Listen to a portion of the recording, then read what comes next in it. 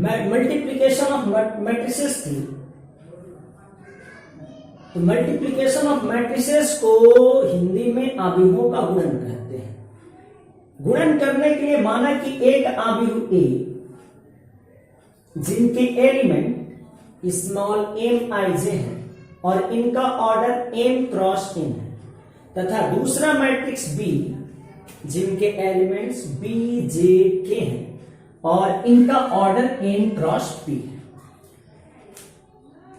दोनों मैट्रिक्सों का मल्टीप्लिकेशन तभी हो सकता है जब पहले मैट्रिक्स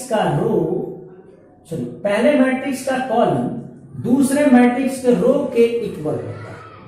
पहले मैट्रिक्स के कॉलम दूसरे मैट्रिक्स के रो के इक्वल होता है, तभी इन दोनों का मल्टीप्लिकेशन पॉसिबल है। और दोनों मैट्रिक्सों का मल्टीप्लाई करने पर प्राप्त होने वाला एलिमेंट प्राप्त होने वाला एलिमेंट सी आई के आई जे बी जे के equal to summation J equal to 1 to n I A I J B I J के इक्वल होगा। इन पूरे जो है एलिमेंट्स के सॉल्यूशन में आप देख सकते हैं, पहले मैट्रिक्स का रो सेम है, कांस्टेंट बना हुआ है, और दूसरे मैट्रिक्स के एलिमेंट का कॉलम कांस्टेंट बना हुआ है। पहले मैट्रिक्स मल्टीप्लिकेशन के एलिमेंट्स को फाइंड आउट करने के लिए प्राप्त होने वाले एलिमेंटों में पहले मैट्रिक्स के एलिमेंट का रो कांस्टेंट बना हुआ है और दूसरे मैट्रिक्स के एलिमेंट का कॉलम कांस्टेंट बना है। ठीक उसी प्रकार अगला एलिमेंट में भी सेम वही प्रोसेस है, और इस प्रकार से पहले मैट्रिक्स का रो और दूसरे मैट्रिक्स के कॉलम के एलिमेंटों का मल्टीप्लाई का अगर सम करते हैं तो प्राप्त होने वाला एलिमेंट मल्टीप्लिकेशन का एलिमेंट होगा।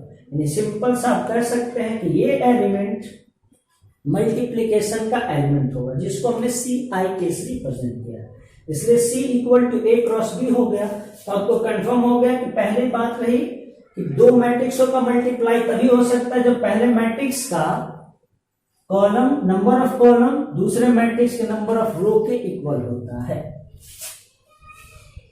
और इस प्रकार उनके एलिमेंट प्राप्त करते हैं। चलिए एक एग्जांपल लेते हैं। एक मैट्रिक्स 2x2 की है जिनके एलिमेंट्स 2 3 4 1 है। दूसरी मैट्रिक्स b इक्वल टू 2 3 है जिनका ऑर्डर 2 और 1 है।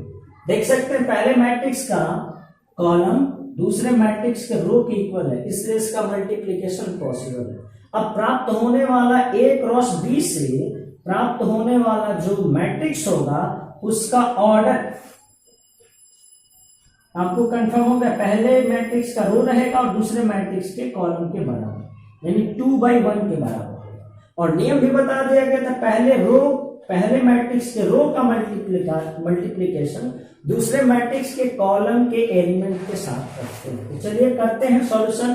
तो ये रहा मैट्रिक्स के एलिमेंट 2 3 4 1 1 2 3। पहले मैट्रिक्स के रो को लेते हैं, ये रहा 2 3 का मल्टीप्लाई 2 3 वाले के साथ करते हैं। पहले 2 का मल्टीप्लाई 2 के साथ करिए, 2 × 2 प्लस 3 × 3। अगला एलिमेंट लिख देंगे, रो रहेगा और जो होगा अगले मैट्रिक्स का कॉलम 4 1 4 का मल्टीप्लाई 2 के साथ, 1 का मल्टीप्लाई 3 के साथ, और सम कर देना था। यहाँ पर आपको एलिमेंट बताने के बताया गया था कि जब भी मल्टीप्लिकेशन करेंगे उसके एलिमेंट बनाने के लिए सारे एलिमेंटों का सम कर दे। अब ये जोड़ देंगे 4 और 9, और ये हो जाएगा 8 + 3, और ये जो होगा सॉल्व करने के बाद एक मैट्रिक्स आ जाएगा 13 11। ये जो होगा मैट्रिक्स का multiplication. Example second, multiplication of matrix को एक्सप्लेन करने के लिए माना कि मैट्रिक्स ए जिनके एलिमेंट्स 2 3 6 9 तथा दूसरा मैट्रिक्स बी है 3 6 9 2 3 1। दोनों के ऑर्डर हमने चेक किए। पहले मैट्रिक्स का ऑर्डर 2/2 का है, दूसरे मैट्रिक्स का ऑर्डर 2/3 का है। इसलिए अब क्वेश्चन रहा a क्रॉस b की वैल्यू फाइंड आउट कीजिए और b क्रॉस a की वैल्यू फाइंड आउट कीजिए। पहले जो होगा मैट्रिक्स का मल्टीप्लाई करने से पहले हमारे पास एक रूल था, दो मैट्रिक्सों का मल्टीप्लाई तभी पॉसिबल है जब पहले मैट्रिक्स के नंबर ऑफ कॉलम दूसरे मैट्रिक्स के नंबर ऑफ रो के इक्वल होते हैं। तो ए क्रॉस बी के लिए ए के नंबर ऑफ कॉलम बी के नंबर ऑफ रो सेम है, इसलिए ए क्रॉस बी एग्जिस्ट करेगा। और एग्जिस्ट करेगा तो सिंपल सा रूल होता है, रो के एलिमेंटों का मल्टीप्लाई कॉलम के एलिमेंट के साथ करते हैं और सम कर देते हैं। इसलिए जो होगा ए क्रॉस बी का मल्टीप्लाई करने की बात रही तो ए के एलिमेंटों रो को सेलेक्ट कीजिए और कॉलम के साथ मल्टीप्लाई कीजिए। 2 का मल्टीप्लाई 3 के साथ 6, 3 का मल्टीप्लाई 2 के साथ 6, जो वही रहेगा कॉलम चेंज कर दीजिए।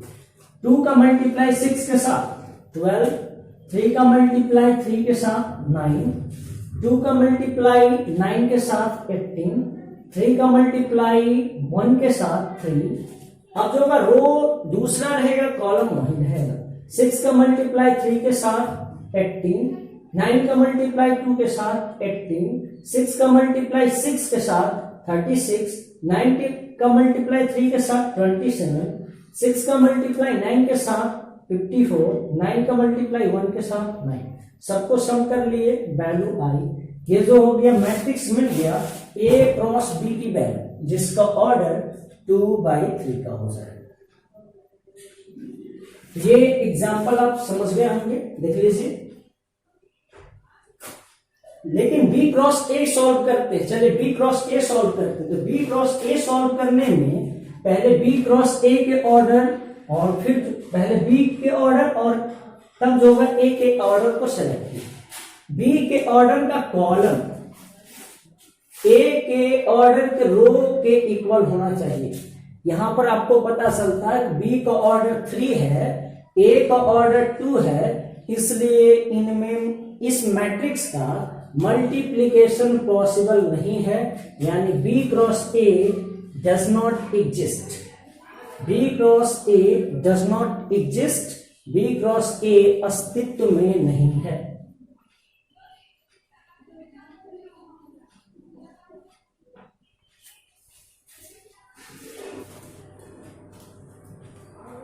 अब हम लोग को पढ़ लेना होगा properties of multiplication of matrix. Matrix के मल्टीप्लिकेशन की प्रॉपर्टीज क्या क्या होती है।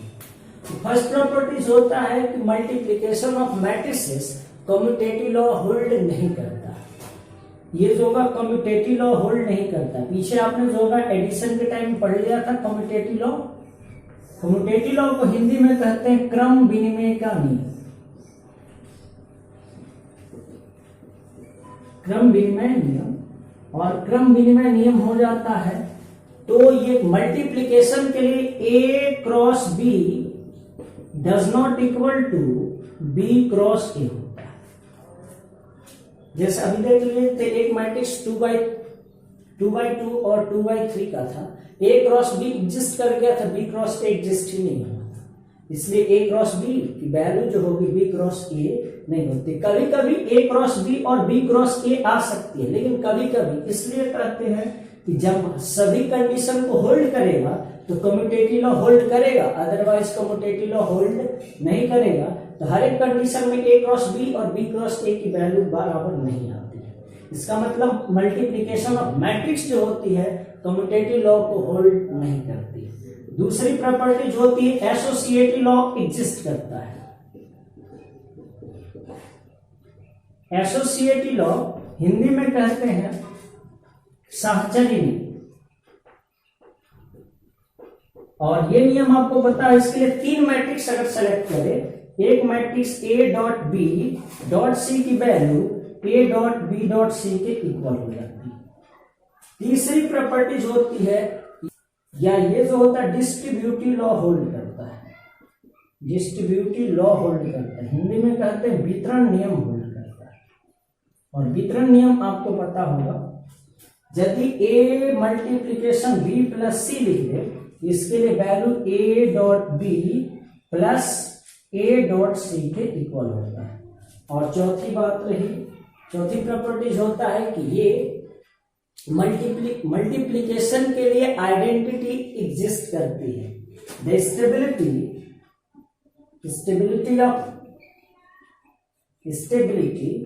Of multiplication identity exist. Multiplication के लिए आइडेंटिटी एग्जिस्ट करता है और मल्टीप्लिकेशन के लिए जो आइडेंटिटी मैट्रिक्स होता है वो होता है आई मैट्रिक्स। अतः जो होता है A dot I equal to I dot A equal to A होता है, जहां पर आई को हम आइडेंटिटी मैट्रिक्स कहते हैं। और आइडेंटिटी मैट्रिक्स आप लोग पढ़ चुके हैं, वही वाली मैट्रिक्स जिसके डायगोनल एलिमेंट्स 1 होते हैं, ऐसे मैट्रिक्स आइडेंटिटी मैट्रिक्स कहते हैं। तो मल्टीप्लिकेशन के लिए आइडेंटिटी मैट्रिक्स होल्ड करते हैं। तो ये थे properties of multiplication of matrix. तो पहली बात फिर से होगा, रिवीजन कर देते हैं। Properties of multiplication of matrix के according multiplication of matrix commutative law hold नहीं करता, इसका मतलब A cross B does not equal to B cross A होता है। ये एसोसिएटिव लॉ होल्ड करता है, that is A dot in the bracket A dot B dot C equal to A dot in the bracket B dot C होता है। ये distributive law hold करता है, इसका मतलब हो जाता है अगर दो मैट्रिक्सों का सम कर ले, का मल्टीप्लाई कर ले तो A dot B plus A dot C equal होगा। Stability of multiplication identity exist, multiplication के लिए आइडेंटिटी एग्जिस्ट करता है वो या अस्तित्व में होता है, और इसके लिए आई जो होता है आइडेंटिटी मैट्रिक्स का होता है, इसलिए A dot I equal to I dot A equal to A होता है। जहां पर आइडेंटिटी मैट्रिक्स आई होगी तो डायगोनल के एलिमेंट्स 1 होंगे।